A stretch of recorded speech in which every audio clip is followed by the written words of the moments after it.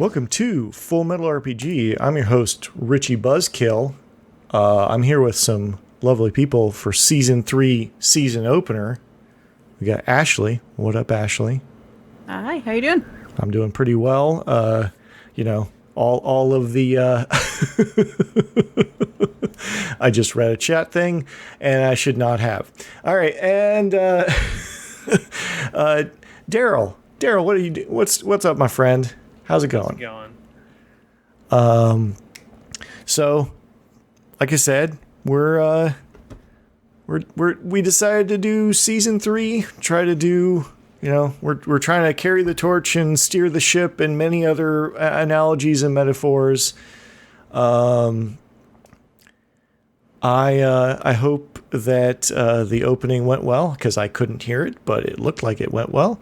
So it's trying to host and produce all at once. So, Ashley.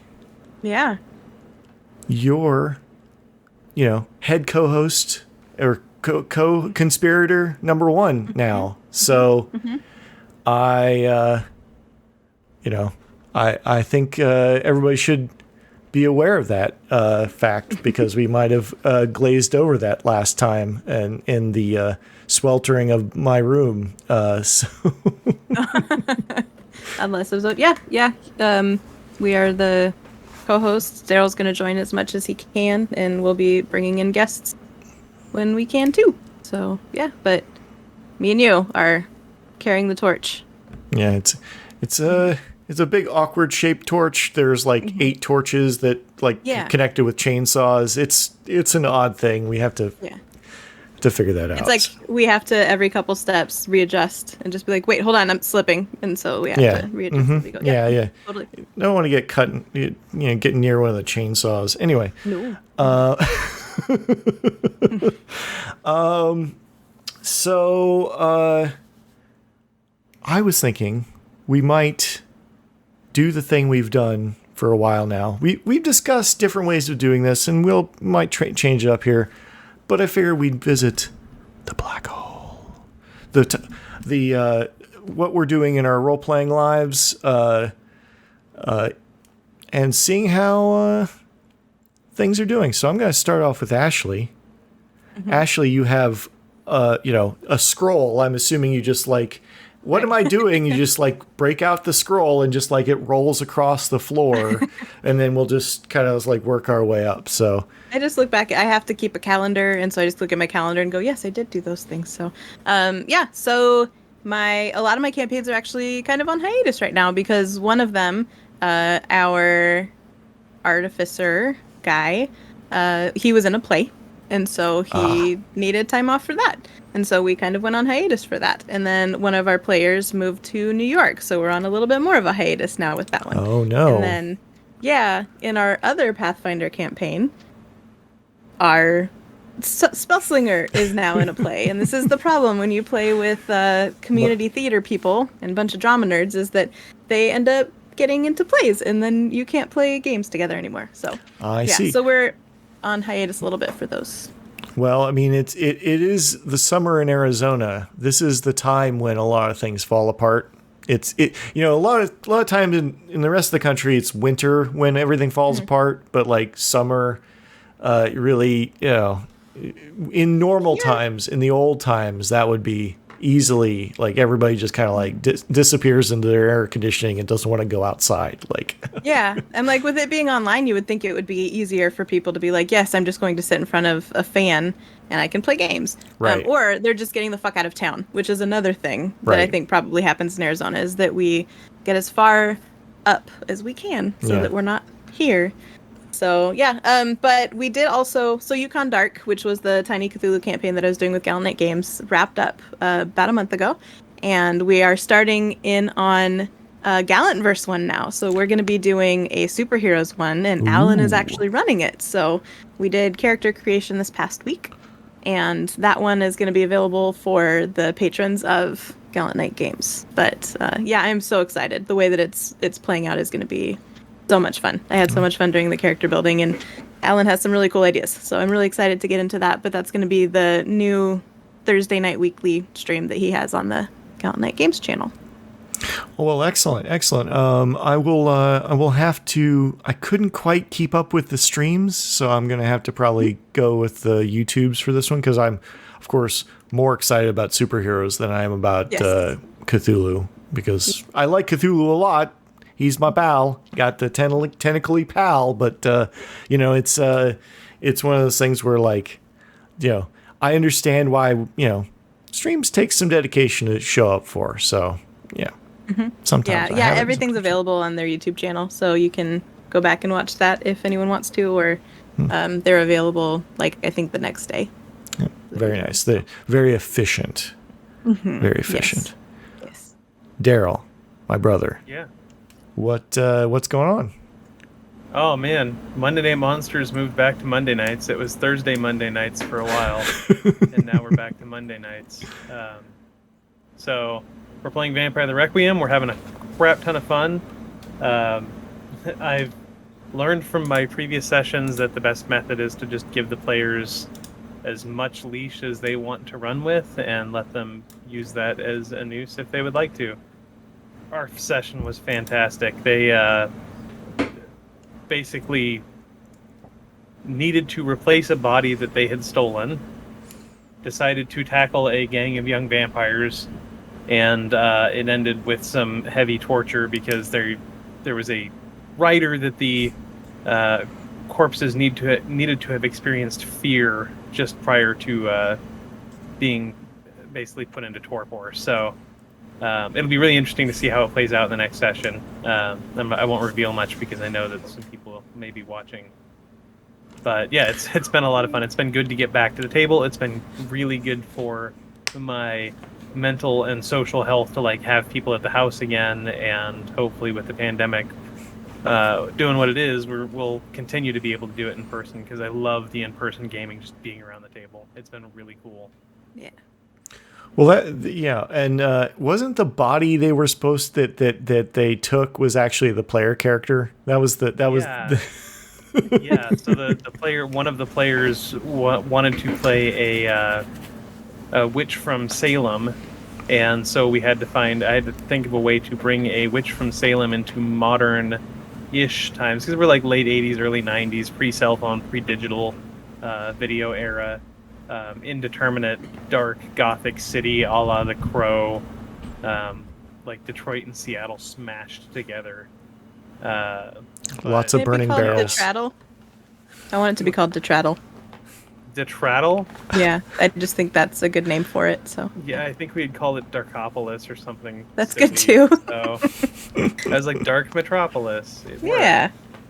But yeah, one of the players is playing that Salem witch who got a wonderful, one of the best preludes I've ever done. We had tears at the table. My son was listening. He's 12 years old, and he was just it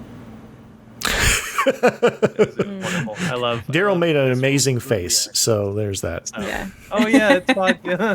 Yes. I'm so used to looking at myself on the video now. So. But yeah, it's so fun, and it's a good story, and they've shaped up some good shenanigans that we're going to track down, and created some good consequences that will definitely not come back and haunt them at any point in the future. No, that will. So. But it sounds like I need to buy stock in burning barrels. That's what it sounds like. With the description of the city, it sounds like you need to buy stock in burning barrels.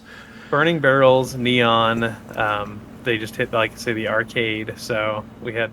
And they requested soundtrack, so I had an 80s arcade soundtrack ready to go. Nice. Lots of Journey. Awesome. So, good stuff. Well, that's...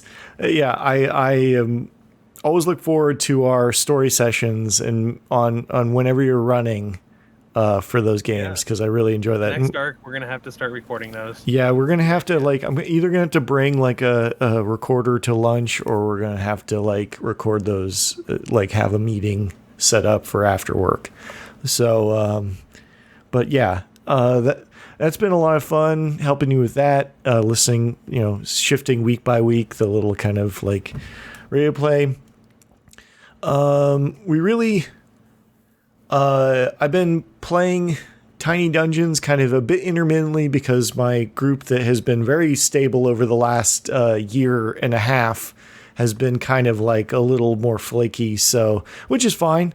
But we're getting to the point where I think we're finally getting to the actual storyline and through the countryside. So we're all from the same village, and we're kind of the militia for the village, and there is now a they said the Stag Lord, I think, is the name of the rebel lord in the mountains, who apparently has a mage and wiped out a bunch of the king's men. So now we have to kind of like go covert, maybe in undercover in the Stag Lord's militia or army, and then I realized that I could just call him the Deer Lord and make lots of jokes about the Deer Lord. So like, oh, dear Lord. Exactly. Oh, dear Lord. Still playing in person with Brendan and some of his chums and on Ravenloft, and I had to go on my because of the way we had this TPK, I kind of had to go off in my Batman-like way as a survivor to go sell the things at a night market to try and convince the ranger that I was kind of okay. So I had to kind of like journey into the underground of this city and realize that it's like a Western city in the movies. Like you go around the corner and there's nobody there. So like, it's about 1/2 to 1/3 full, and it's kind of interestingly creepy in the empty parts of the city. So that was a lot of fun. That's kind of what I've been up to. Oh, and I got a Kickstarter in from one of our Discord members. It's one of the zine quests, the Psalm 4:1 for Morkborg, which actually I got to. He ran it for us when we were running the AP, the West Marches game. But it is well, I'm not even going to show that picture because that might violate terms of service. So, how about this one? I'll show you this one. Dude's getting a whip. He's getting like whipped in the face and around the neck. Yeah. That's awesome. That's So there's some real stuff in here, and I've kind of you really feel the doom when you open this book. So I recommend going and seeing if you can get a hold of one, or I'm sure after I've said this that they will talk about it some more in the Discord. So but yeah, that's kind of what I've been up to. I've been painting a lot. I painted a figure for my speaking of nostalgia, for my cousin, which is going to be my lead-in here, is my cousin, his birthday's coming up, and I painted a figure of one of our kind of shared childhood's experiences, which is Duke Nukem. Nice. Duke Nukem 3D. Hail to the King. Hail to the King, baby. We played the shit out of that game when we were definitely not old enough to play the shit out of that game. We definitely learned how to press the space bar to have the background do things that, is really, very... You weren't old enough to be playing it. Well, I mean, it didn't really show anything that bad. It just definitely wasn't... it was definitely targeted... We were the right age and the wrong age all at the same time. So, but that was definitely nostalgia to like go look up pictures and really, look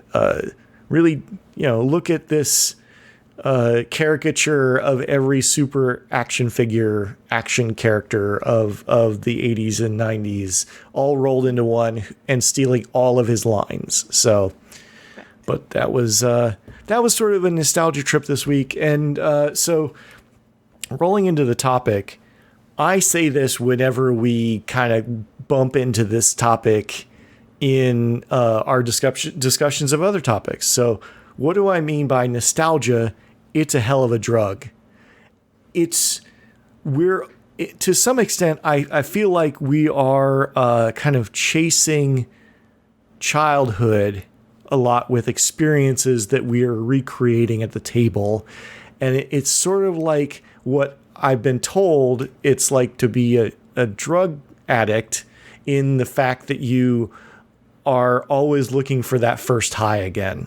So you're never going to get that first high again, but you're sure as heck going to try. So I wanted to kind of like, and there's just all sorts of stuff, but I kind of wanted to start with the typical like ambush style. I'm going to kick it to my co-hosts and they're going to say, but Darrell is, I would call it the king of nostalgia here. I'm wearing my nice denim vest and right, surrounded by, you can't see in the dark, but looking to my right, I have a troll doll with bright green hair. I have a Swamp Thing action figure with the extendo arm.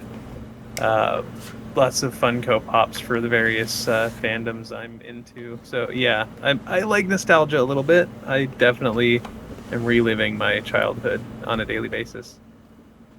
Yeah. And so. and Ashley. Yeah. What what gets you nostalgic for, what's your is it your sci-fi shows that you've got tattooed up your arm from I literally have my tattoo. Yeah, actually, when Darrell was talking about looking to his right or left, or I think it was your right, but when he was talking about all the things he could see, when I look, I have a collection of Star Trek teddy bears that I didn't have from childhood, strangely enough, but these are from when I hosted trivia. One of my regulars was like, "Hey, you like Star Trek, right?" And I was like, "A little bit, yeah."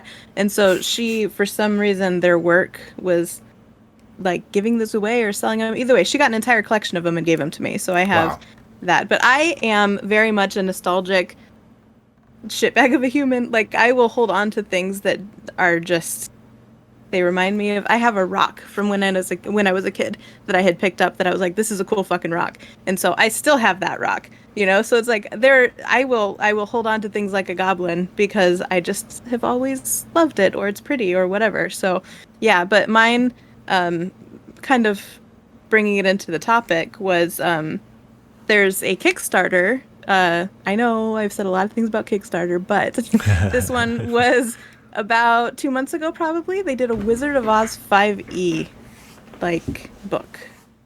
And Wizard of Oz was my first fandom. That was when kids now are watching Frozen, or I don't have kids, but I know that Frozen was a big deal, Wizard of Oz was mine. I loved Wizard of Oz. I grew up with it. I wanted to meet Dorothy, and when I was going to get married this one time and then didn't, but my shoes were going to be ruby slippers, so it was all this thing. So as soon as I saw that, I had to get it, and I had to go all in. I couldn't not, so I ended up spending way too much money on something that I may or may not ever run, just because I needed to have this Wizard of Oz book that had all of the stuff in it that I remember from my childhood.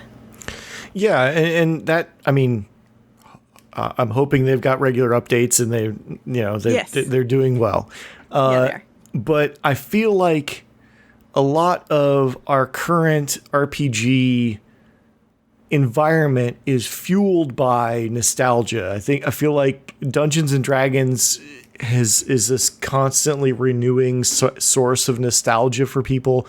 You look at Stranger Things, which kind of really brought some people like, oh, that's a thing. Oh, now we can go and get the Stranger Things box set for Dungeons and Dragons. And well, perfect example of that was last night. I saw they have a D&D Monopoly. They have the Monopoly board game that's D&D, and I showed it to Darrell, and he's just like, I love Monopoly. I would love to. And I was like, right. So when you have it and you have it mixed with D&D, it's they're going to take that and use that against you. So, yeah. Right. And it's definitely a tactic. I mean, we can look at something very recently happened. The biggest Kickstarter of RPG Kickstarter of all times is currently going on for Avatar: The Last Airbender. Mm-hmm. Who would have thought that? Except for the fact that there's a whole generation who are just now old enough that started, whatever, 10 years ago when Avatar was on Nickelodeon, are now just old enough to have enough money to be dangerous. So like, this is a constantly like, it just, you look at whole swaths of RPGs, OSR, that's old school Renaissance, like looking at the way people used to play and being nostalgic for it. So, but it's just it's kind of that it's brought us in. Why do you think that you looked at that product and said, it's the Wizard of Oz in 5th edition D&D? Like, does the Wizard of Oz necessarily work in 5th edition D&D? Or, it's just, but it triggered something so deep that you're just like, I can't mash this button hard enough to get Right. Yeah. No, I have no idea how they're going to do it. There's going to be a talking beasts thing, which is cool. But I mean, some of the things when I was looking through it, you can play as like the different types of characters. Those are going to kind of be the classes, I guess. But yeah, I have the quick start guide. I could probably look at that and figure it out, and I haven't yet.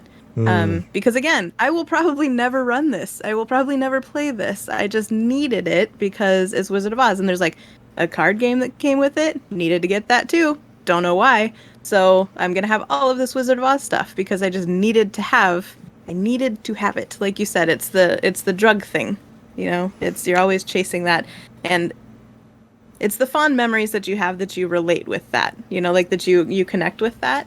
So you have these memories, they make you feel good. It's one of those, you will always remember how something makes you feel. You might not remember the specifics, but you'll remember the feeling. And I remember the feeling I had when I would watch Wizard of Oz and all of that stuff. And so it's, you try and recapture that. That's nostalgia, and that's what people will use, is that emotional response to try and get you to buy things. And it's very, very big in RPGs, I would say. Because they do crossovers with things that you would never think to do a crossover with, just because probably get them to buy this, Yeah, and I think, I mean, it's one of those things where like it's this two-edged sword where we're buying into a thing because we experienced it when everyone knows that cyberpunk is my favorite thing. What? This is new information. New information really? For everyone. Yeah. And Cyberpunk Red is very much a nostalgia play because, like I said in our deep dive review of this, like they didn't really change anything. Like they did not change much at all from when we were playing it back in the 90s. And I think that it suffers a little bit for it. So there's this double-edged sword of like, is this keeping our hobby from growing by everyone just constantly looking at these nostalgia properties, 7th Sea, L5R, Cyberpunk, Avatar, like these are nostalgia properties and not necessarily like new ideas, right? Well, you've got two different sides to that coin, because there's the nostalgia for the system and there's nostalgia for the lore that goes with it, because Cyberpunk's an example of one where they kept a lot of the system intact, whether or not that's a good thing. But then you look at like Shadowrun Anarchy, and you've got a systems light element that didn't used to be such, and it's more about the storytelling, and it brings it more in line with the light narrative structure of modern games. So there's things being released on both sides where some of it is just like the fluff and the lore crammed into a new system, sometimes not well, and sometimes it's the system itself that's still just, they're trying to resell you, just reskin it and put it back on the shelves. So get a little bit of both of those. Yeah, I mean, I think like you can even consider like some of the loyalty to Dungeons and Dragons 5th edition, or any of the open GL kind of games where you can reuse the system, is like, I can play this other thing because I can play it quickly, but it's sort of nostalgia because I'm still playing Dungeons and Dragons. Like it's, there are probably there are tons of games out there that are new things. It's just they don't seem to catch on as they used to do, or maybe we just didn't see all the ones that failed back in the day. Like, Ashley, you look like you were going to say something. No, it's fine. What you were saying reminded me of this, but we're always trying to find new ways to enjoy the things that we've always loved. So whether it's reskinning something or whatever, or it's a new, faster way to play something that we've always liked playing, we're, as adults, busier maybe than we were as kids. It's hard to find an entire day to sit down and just play with your friends. So if you're trying to find a new, faster way to get that experience, will you get that experience? Probably not, because you're not looking at it through the lens of your childhood self or your teenage self, and it's a new way to do it. And one thing that when I was going through this and writing down my thoughts that really stuck with me is kind of what you were saying, is when we love something so much and something new comes out, it's not going to be that thing. And as much as we want to like it and we want to have this connection to this new thing that's like this old thing, it's not the same and people hate it. Like there's so much criticism that comes out when there's new editions of things that come out because it's not the same as the old thing. It's like people are so hungry to get more of this thing that they love, and then they get it, and then it's not exactly the same thing as what they love, and then therefore they're going to criticize it and they're going to hate it.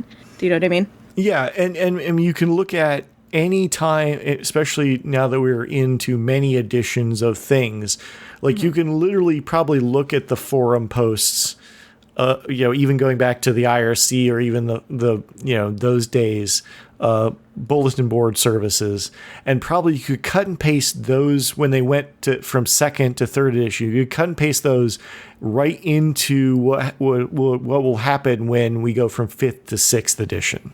Like the beginning and the end of anything, you could literally take those same voices and cut and paste them into from one to the next. And that's definitely people like, oh, I this doesn't feel like the thing that, has warmed my heart for this long. Like, but those people either get used to it or they fall away. And, you're hoping anytime you do a thing where you're rebooting a whole franchise, but you're still keeping the same name, that you're hoping that people will like hang on and not rebel because you're not getting them the same product. I don't know, where I was just having a flashback to something or other. Anyways, either that or they'll stick to the older editions, the ones that they like. There are some people who have never gone past 3 or 4 indeed. Like they won't go to 5e because they're like, oh, I hate it, and so I need to go back to the one that's not like this, Right. I think World of Darkness has a lot of that too, Darrell, wouldn't you say? Like with the new editions coming out of those? Well, books anyway. So World of Darkness is an interesting thing because if we're talking about the classic World of Darkness game series, Vampire 5th is out, and we had already had Vampire the Requiem and the whole Onyx Path series that redid the lore and crammed, again, system mechanics changed somewhat. But yeah, it was a reskinning of the World of Darkness properties. And then we went back and White Wolf relicensed the Vampire 5th edition, which takes us back on track to use the 14 bookshelves of ancient lore and tomes full of materials for your games if you wanted to just pull that off the shelf and pop it into your game. So, well, I mean, it's even the 20th and 25th anniversary editions of all of those games, right? Yeah. Where they scooped up like the main books and made armor-proof books that you could just wear. I'm assuming there's stats for the wearing those books as armor in those books, because they're just ridiculous. Like we were Ashley and I were playing that Dark Ages 20th anniversary book, and like just flipping through the PDF, I got tired. Like literally, my finger just got scrolling through that book, just like, come, really? Are we still in traits? Like, it's like too much. It's too much. Like it's just like some nostalgia places, like we need to take all the stuff that we had and republish it. It's like it can be too much in my opinion, and it feels kind of overwhelming. I don't know about you guys, but well, yeah. When I look at the specifically going back to D&D, not to flog this horse, but D&D, looking at the shelf at the local game store, I see so much classic material, and the kid in me looks at that and says, I never got to play Curse of Strahd, so I picked up the Curse of Strahd big coffin-shaped box for my son. And as a parent, this is where my nostalgia breaks in, is that I'm like, dude, here it is, let's play this. And he's looking at it and he's like, I'm not even interested.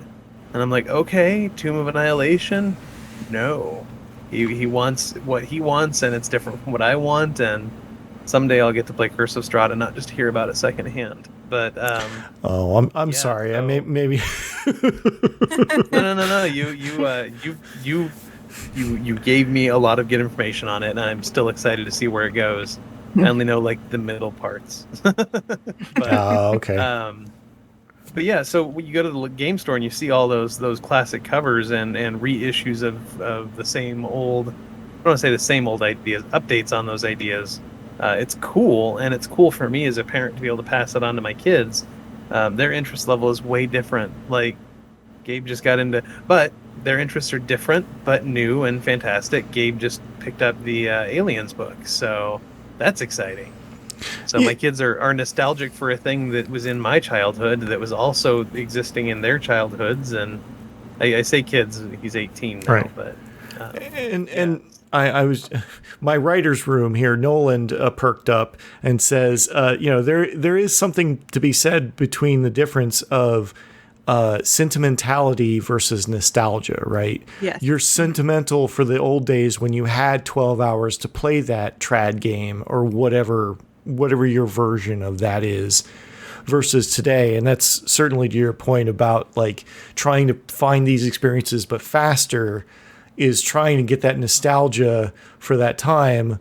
But it really can't, it can get close, but it can never quite, you can never go home again, is kind of like one of the themes, I think, of this particular idea. But yeah, in the last line of this, because I have it up too, they say, not only because the product will be different, but you have become a new person. That's exactly what I agree. That's what I was saying when I was saying that you're not seeing it through your teenage self eyes. You're not seeing it through your childhood eyes, So it's like you're seeing it through different eyes. You're a different person now. You have different experiences. So no matter what it is that you're trying to recapture, like, it's not going to be the same.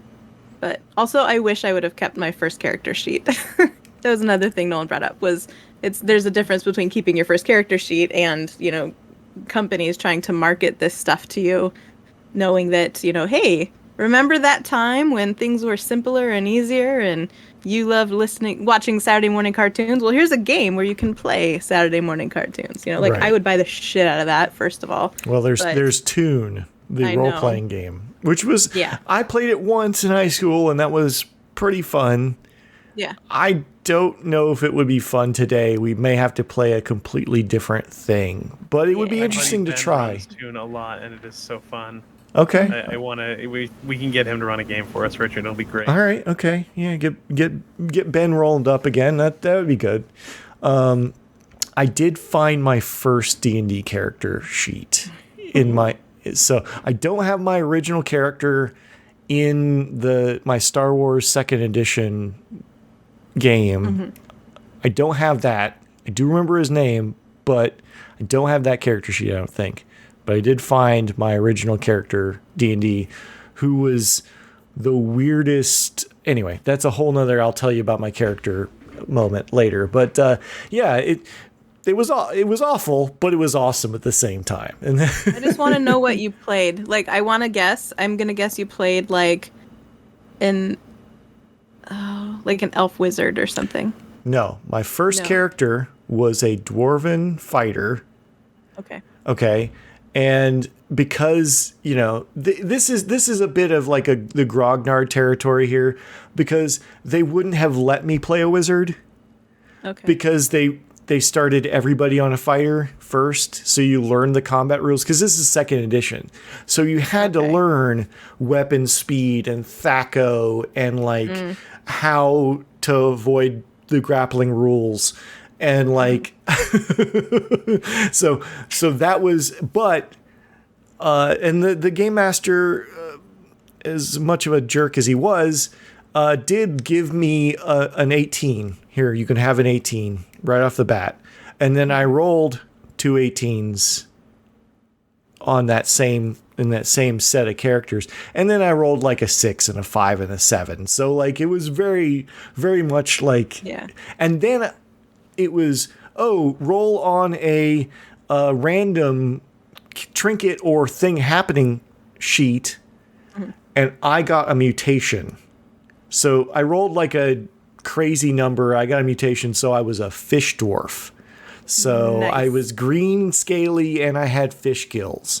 And that's amazing. It's amazing, but also kind of like not exactly what I thought I was getting into. Not that I knew much about fantasy or D&D, but it was, he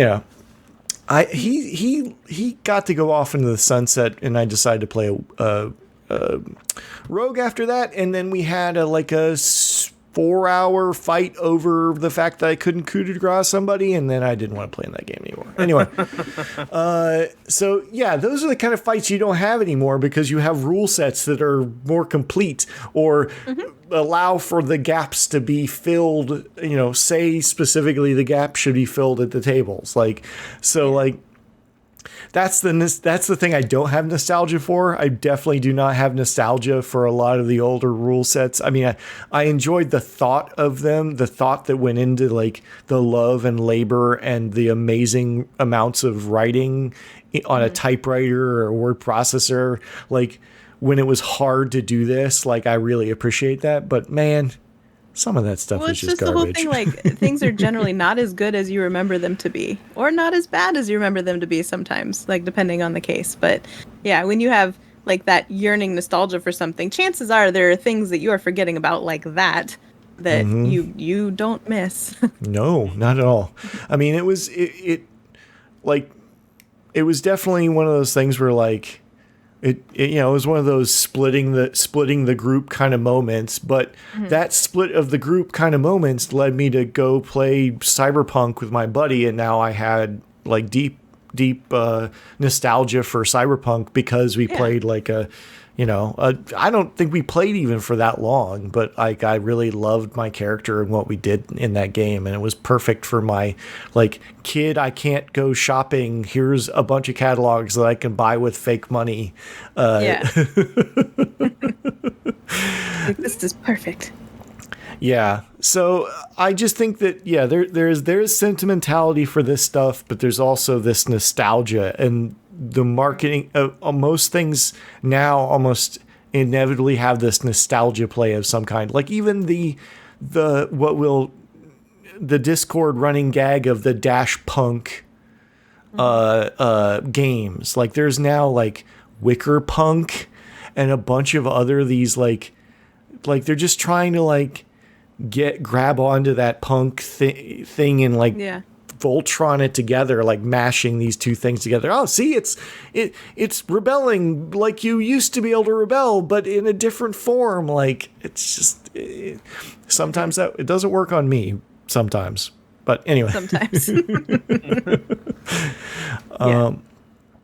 So go ahead, Ashley. When I was discussing, because I was kind of talking about it with my roommates. That's one of the awesome things about the roommates I have is that they are also giant nerds, and so I can talk to them about some. Like Jess has been on an episode; she'll be on another one coming up. So it's nice to talk to them about some of these things. And through talking to her, something that kind of like summed up our conversation in 2 sentences really was nostalgia. Nostalgia will make you buy something bad because you loved it, but it will also make you hate something good because you loved it. Because it's that whole double-edged sword, because you don't know how you're going to react. If you loved something so much, it's like you'll buy something. Like my example is Harry Potter. My other tattoo is Harry Potter. She's a shitbag of a human. J.K. Rowling is horrible, but the universe she created, I have so much sentimentality and nostalgia for that I don't want to give her another dime because she's an awful person. But like, there are some things I'm like, yes, I want to go back to Harry Potter land. You know what I mean? Like, I want to go back to Universal Studios and be in this world that she created. And it sucks. So it's like, it will make you buy things that are bad, that are not good, or they're just games that are really shitty, for example. But it also sometimes make you hate things that are actually pretty good because you don't want to give it the chance because it's not the way that you remember it. You know, it's not giving you that feeling that you had back when you experienced it for the first time. Yeah, like, I mean, the clearest example of this I can think of is the new Star Wars trilogy. Now, the sequel... Be careful what you say right now. The first movie is actually not bad. It just, the anticipation, and it's just, you could say the same thing about the prequels. Everybody had anticipation that this was going to be the next amazing opus.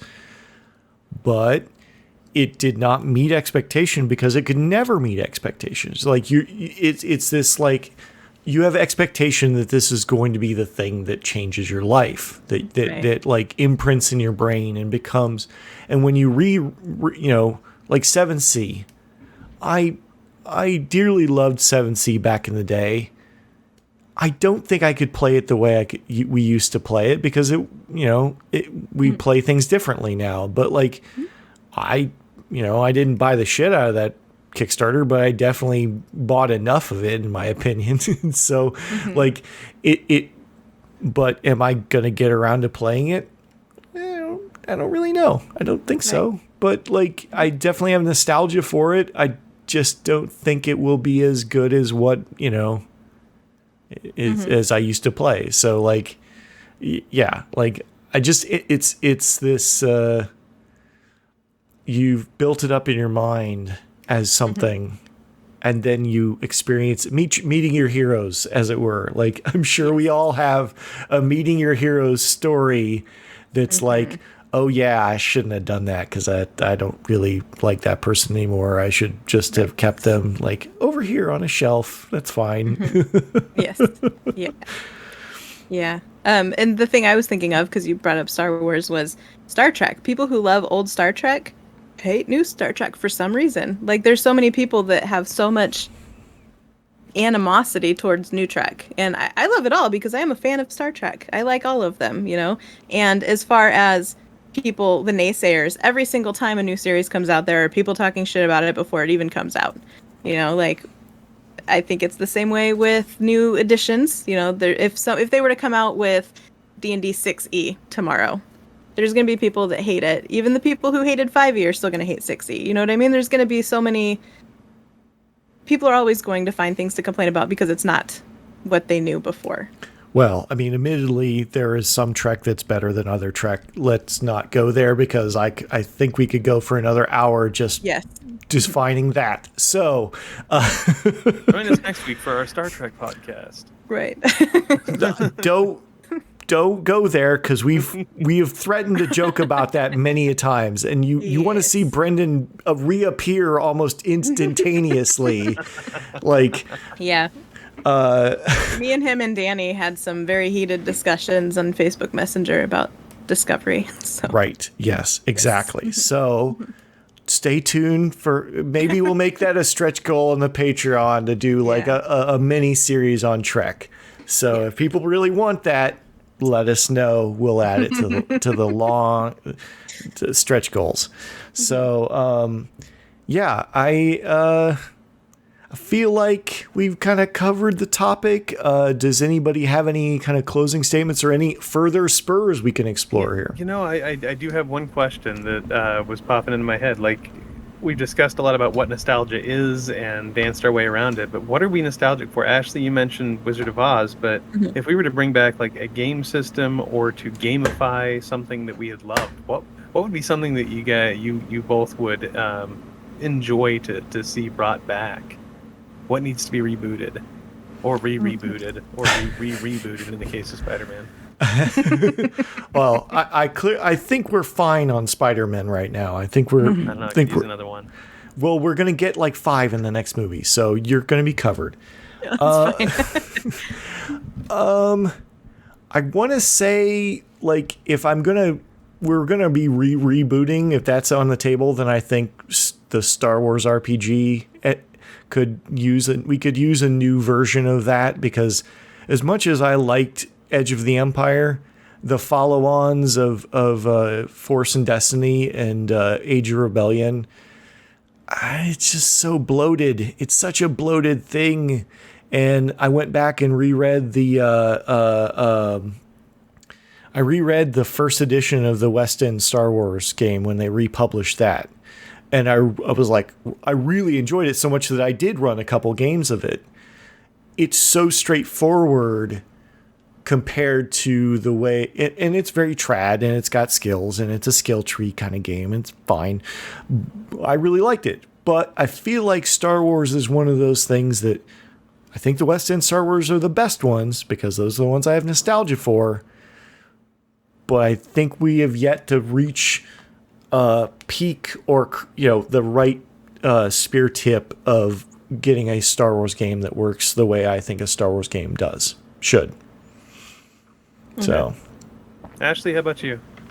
Before we go on, what does trad stand for? You've used it a couple times and I've never heard that before. Traditional games. So okay. Talking about a skill-based or a classic D20 kind of.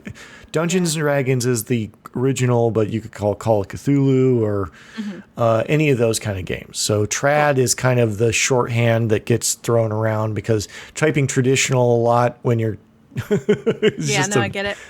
Yeah. Yeah, cool. So in addition to I've got my Wizard of Oz game now. I will anyway, so that's nice.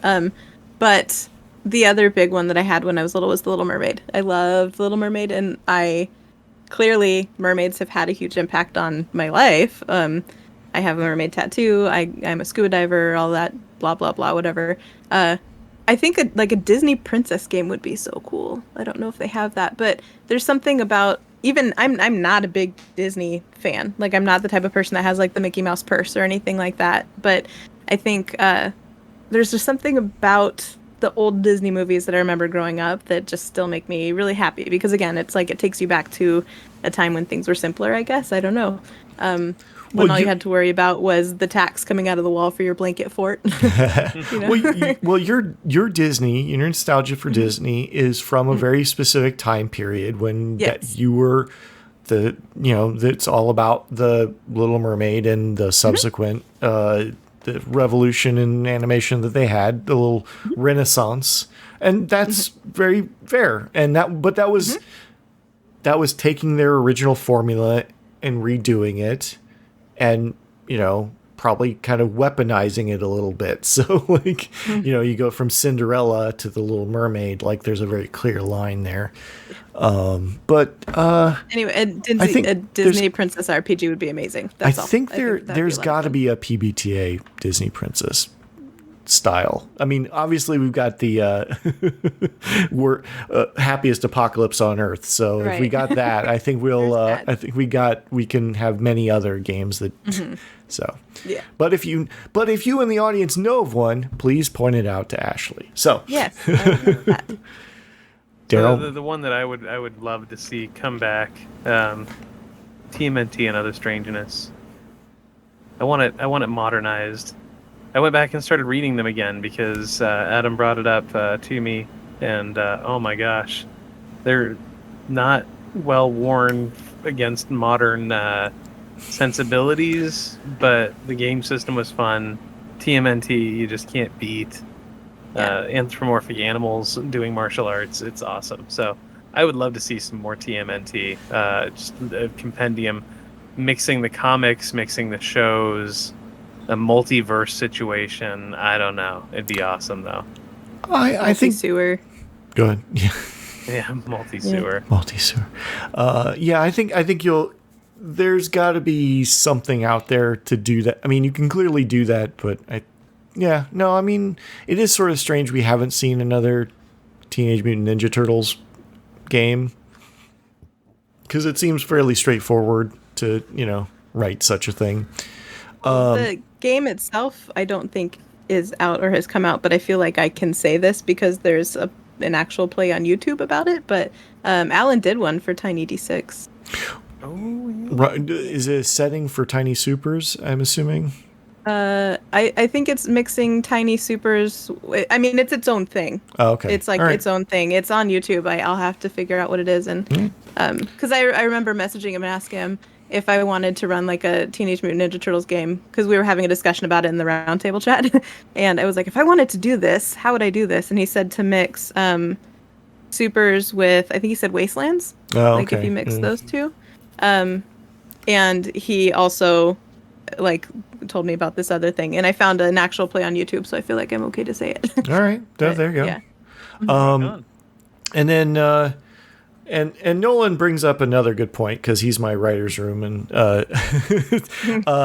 so will my great-great-grandchildren be nostalgic for Care Bears and He-Man 2, or will we finally move the culture on? Is there something so sticky about this the last part of the 20th century that we're not going to move on from, that like, or are we just stuck in the middle? I feel like it's somewhat the fact that because adults can, because there's so much more money in the game, that adults that are nostalgic for a thing can get as much of that nostalgia as they want. But it's a good question. So I think my great-great-grandchildren are going to be too busy fighting the robot armies from Mars to really do much about role-playing or nostalgia. They'll be nostalgic for a time without robots. All right. Barring apocalypti that would change the culture to that extreme, the question still stands. Mm-hmm. So I think that, yeah, because if you look at people now, there are people now that are, I'll say nostalgic for a time they never knew, that their parents might not have even known. There are people who are really into the retro and the vintage stuff that they were never here for. Their parents probably weren't even here for, so if it can skip generations and they can find information out about it to be obsessed with it, then awesome. And I think that the way that we collect and store, I sound like a privacy policy right now, but the way that we collect and store information now, I think it's going to be a lot easier. We document everything. So there are going to be people hundreds of years from now that are going to be able to look back at everything that's going on now, and even in, I would say, at least the past 20 years or so, and they're going to be able to really kind of not involve themselves in it, but like just bury themselves in it. They can really get into it. I can't think of the word right now because I'm really good with words, but you know what I'm saying? Like where they really just like dive into it and just completely envelop themselves in it. They can do that in a way that we can't. I mean, Ready Player One, just look at that. Yeah, well, that's literally like just like who wants to drink from the nostalgia fire hose, like right? Yes, and that can some people can like that and it tastes sweet or bitter. I think you're right. It's the past is the only dead thing that still smells sweet is the past. It is very attractive because it has been kind of like all of the low spots have kind of been filled in, and all you only see the high spots because that's the thing everybody remembers and pushes forward. But there was a lot of garbage Saturday morning TV. There was a lot of like things that I don't remember watching that I watched that I could be like, oh yeah, that thing. Oh God, that was terrible. But we're not going to talk about that. We're going to talk about Ninja Turtles and how awesome Ninja Turtles is, and we're going to keep talking about it. And there's they've rebooted that constantly to where they can just keep going. It's like kind of like Doctor Who. Like Doctor Who, it gets rebooted every few years to a decade, and they're off again. Like it's a concept that can be done over and over again. I'm hoping that we do get some people with some new thoughts that kind of break through, and you do get some of those every once in a while, like Avatar. Avatar was a new idea. It was troping off of a lot of old ideas, but it was a new idea. So I think there will be stuff that will be kind of left behind and forgotten, but I think that there's stuff that's like the reboot. I suspect, and I don't know, but I suspect that the reboot for He-Man will give people more nostalgia for He-Man in the future than the original cartoon that really wasn't that good in the first place. But you know, there's a very specific age that really loved that cartoon that have made a love letter to it that is vastly better than the original thing. So I think that's where it's headed. Is I think it's kind of the answer is somewhere right in the middle, which is there's going to be properties that will be around for the next 100 years, and there'll be stuff that kind of just gets laid to rest at some point. Please, someone shoot it. Kill it before it becomes zombified. Zombie He-Man. Zombie He-Man. Great. Next Marvel zombies. Anyways, Right. I don't own each other. Not yet. Not yet. They don't, but soon. Soon all will merge into Borg, and pop culture will be owned by one company. All right. Well, I think that was a fine discussion about nostalgia and how it's a hell of a drug. Hopefully, people now know what I mean when I say that, and I won't have to explain it anymore. But we have a few shout outs here. We have actually a couple new patrons, or actually one patron that has been around for a little while, but we haven't talked about, and a new patron. So we got, come on, computer. I just got new internet. Hello, computer. So we got Chris Osborne as a new patron. Just started. Fantastic. Thank you for believing in us. So we're truly trying hard. And then I also asked somebody else's last name, and wow, I love lag on a brand new connection. Wonderful. Anyways, I will shout you out next episode. I don't want to mess your name up, and I need to look up the pronunciation. So, but I'd like to thank you, Ashley. Thank you, Darrell. Thank you all for coming and hanging out and discussing my topic. So, have a good night. Rah.